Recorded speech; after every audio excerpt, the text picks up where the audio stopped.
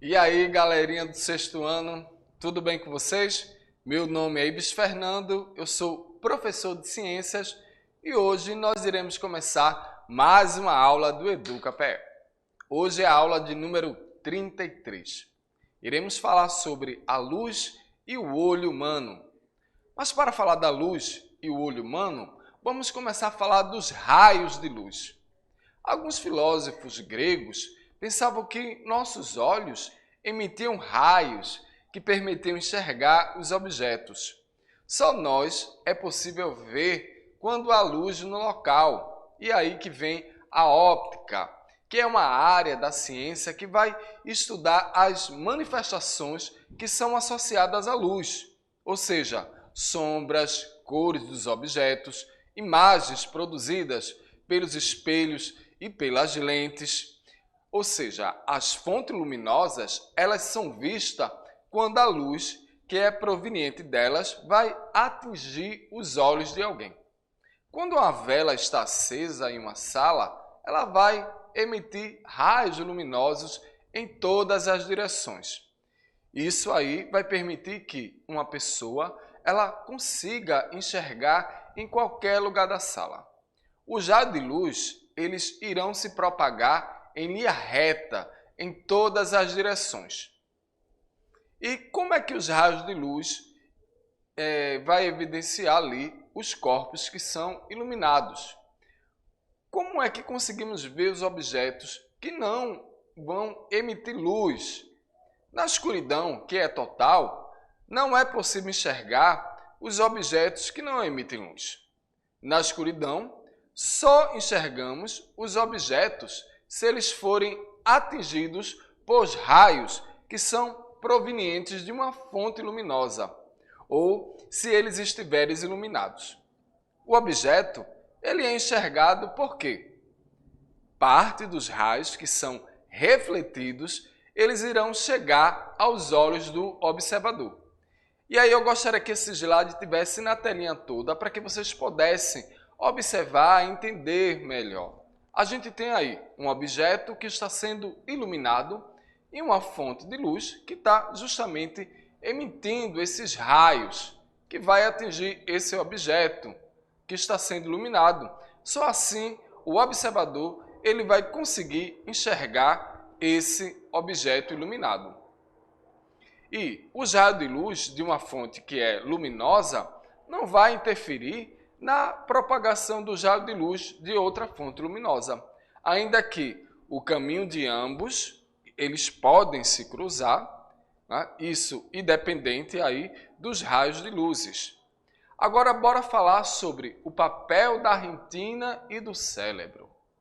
Na retina existem células que são sensíveis à luz, que detectam os estímulos que são luminosos e os enviam aí ao cérebro, como impulsos nervosos por meio de um nervo óptico. As imagens, ao passarem pelo cristalino, elas são projetadas de maneira invertida à retina. E aí a gente tem justamente essa imagem que está sendo passada pela retina ali. E aí essa imagem ela está o quê? Invertida para conseguir chegar no cérebro na posição correta. Na retina, existem dois tipos de células receptoras de estímulos luminosos. Temos aí os cones, que são células que permitem perceber a variedade de cores. E agora a gente tem ali a pupila, vamos falar sobre a pupila, que é uma estrutura do olho que é responsável por regular a entrada de quantidade de luz para a formação de imagem. Em locais que são muito claros, ela permanece ali contraída. Em locais mais escuros, ela permanece dilatada. E aí você pode observar justamente essa imagem. Se você está em um ambiente que é escuro, a sua pupila ela vai permanecer ali, dilatada. Olha aí o olhinho que está com a pupila dilatada. Em locais claros, a pupila ela não fica dilatada. Ao sair de locais muito iluminados para locais com pouca iluminação, vai ser necessário alguns segundos ou minutos para enxergar direito. As células da retina, elas precisam produzir substâncias químicas importantes para a visão sobre baixa iluminação, o que vai levar aí alguns segundos ou minutos. Bora agora ver alguns distúrbios que são visuais. Já ouviram falar de glaucoma? O glaucoma vai ser uma doença que é caracterizada pelo aumento da pressão dentro do olho por acúmulo de líquido. E uma das características que é principais é aí a cegueira do mundo, que é o glaucoma. Médicos e oftalmologistas, eles vão conseguir medir a pressão interna dos olhos, podendo diagnosticar o glaucoma e indicar aí o tratamento adequado. Quando essa condição ela dura longos períodos, a doença é denominada de glaucoma crônico. O glaucoma crônico, ele pode impedir o fluxo de sangue na retina e ocasionar lesões que são irreversíveis. E aí a gente pode ver um olho que é saudável e o outro olho que tem o glaucoma. Vocês podem observar que um olho saudável se enxerga nitidamente, né, aí a pupila, e o olho que tem com glaucoma, ele vai provocar justamente a cegueira. Outro tipo de distúrbio é o deslocamento da retina. A retina ela é formada de camadas. A junção aí dessas camadas é relativamente fraca e sobre determinadas circunstâncias que podem ser separadas, tipo trancos, solavancos muito fortes e etc. Temos aí essa imagem dessa retina de um olho saudável e a retina que está deslocada. Observa aí o deslocamento rasgo, onde tem a fóvea. Temos aí a retina fóvea, você pode observar o cristalino, a córnea e justamente onde tem essa retina que está descolada. Olha aí, observa que o olho da pessoa, quando a retina está descolada, que ela vai se aproximando ali, ó, próximo ao nariz. Bom, temos também outro tipo de distúrbio que é a cegueira noturna. A retinal é uma substância que é produzida nos olhos que é responsável pela captação de luz pela retina.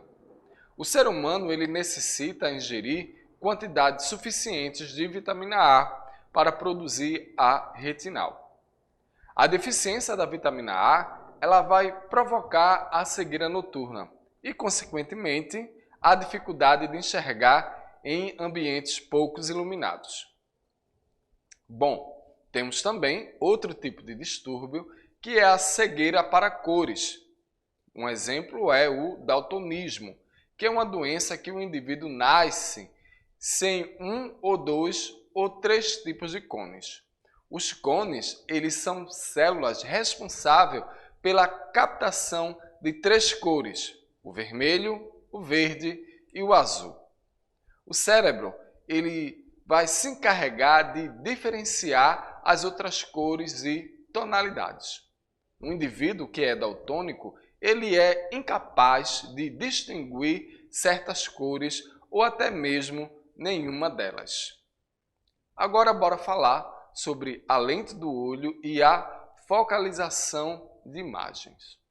O olho ele vai possuir a capacidade de enxergar objetos a diferentes distâncias, que a gente chama de acomodação visual. Essa habilidade aí de focalizar objetos se deve a pequenos músculos que conseguem esticar a lente, mudando aí a sua curvatura. A mudança da curvatura de lente, ela permite projetar na retina com nitidez a imagem do objeto que se deseja ver, tanto perto ou longe. E aí a gente tem justamente essa imagem, um olho que tem miopia, né, e uma miopia corrigida. A anatomia do olho humano ela vai ser fascinante.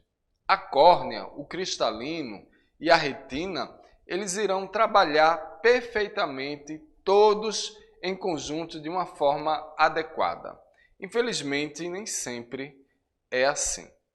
Não ter uma visão perfeita é muitas vezes resultados da genética. Quando eu falo da genética, eu estou falando de uma herança que vem ali de papai, de mamãe, de vovô, de vovó. E aí, se seus pais usaram lentes de correção quando eram novos, vai ser provável que você também precise deles muito cedo. Agora vamos falar sobre problemas na formação da imagem no olho humano. O olho humano, ele forma a imagem através do fenômeno físico chamado refração. No olho vai existir o cristalino, que é uma lente biconvexa e que fica ali localizada no interior do globo ocular. No fundo do globo ocular encontramos a retina, que é sensível à luz e serve como anteparo ali das imagens. E aí na imagem você pode observar um olho normal e um olho de uma pessoa que tem miopia. E aí vocês podem perceber que quando tem ali no nervo óptico a imagem de uma pessoa que tem miopia, veja que a imagem ela está bem à frente. Tá? Isso quer dizer o quê? Uma pessoa que tem miopia ela tem uma dificuldade para enxergar e essa dificuldade ela é passada para o cérebro. Por todos esses fatores, o olho humano ele pode ser considerado um instrumento óptico. As sensações que são luminosas, após serem captadas e projetadas sobre a retina, elas são enviadas ao cérebro pelo nervo óptico. Existem casos aí que as imagens elas não se formam exatamente sobre a retina, originando o que chamamos aí de defeitos de visão.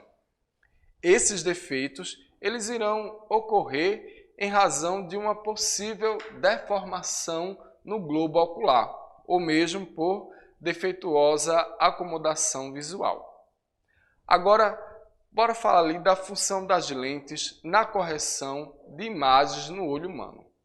Os defeitos de visão, eles podem ser corrigidos com a utilização de óculos, lentes de contato ou mesmo por cirurgia laser. Exemplos de problemas de visão comuns vão ser a miopia e a hipermetropia. A miopia é o seguinte, quando a imagem ela se forma na frente da retina, quando a luz que entra ali nos olhos se foca em frente à retina, em vez de ser diretamente sobre a mesma, significa que você tem miopia ou dificuldade de ver de longe.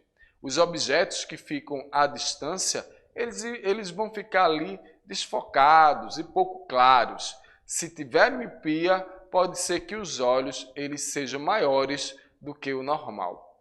Para corrigir esse defeito, ou seja, para que a imagem se forme exatamente sobre a retina, a pessoa que tem esse problema deve utilizar óculos com lentes que são divergentes. As lentes divergentes, como o próprio nome diz, vão divergir os raios de luz, fazendo com que a imagem se forme mais para frente e focando a mesma no ponto certo e com isso corrigindo o problema aí da miopia. Agora vamos falar sobre hipermetropia. Quando a imagem do objeto é formada ali depois da retina. Da mesma forma, e como certamente já adivinhou, o oposto aplica-se à dificuldade em ver de perto, ou hipermetropia. Neste caso, a luz que entra nas suas pupilas foca-se por trás da retina. Isto é, muitas vezes, o resultado de uma córnea mais lisa ou um olho menor do que o normal. Para corrigirmos esse problema, utilizamos óculos com lentes convergentes, ou seja, que convergem a imagem e faz com que as mesmas se firmem exatamente na retina. Lembrando que não existe somente esses dois problemas de visão citados, mas é importante saber que cada um deles precisa de um tipo de lente diferente, que vai desvirar e corrigir o foco na formação da imagem. E aí a gente tem a imagem de uma pessoa que tem hipermetropia. Tá? Lembrando que não existe somente esses dois tipos de visões que foram citados, ok? Como exemplo aí adicional, a gente tem a presbiopia, que ocorre quando o cristalino ele perde a capacidade de focar ali corretamente. Os objetos que ficam próximos, eles vão ficar desfocados. E é por isso que muitas vezes você tende a afastar o cardápio do restaurante para lê-los quando chega ali aos 40 e poucos anos. Bom, hoje eu falei um pouco sobre a luz e o olho humano e também falei um pouco sobre os óculos, que vão servir para corrigir alguns distúrbios que são visuais. Eu vou ficando por aqui e a gente se encontra na próxima aula do EducaPE.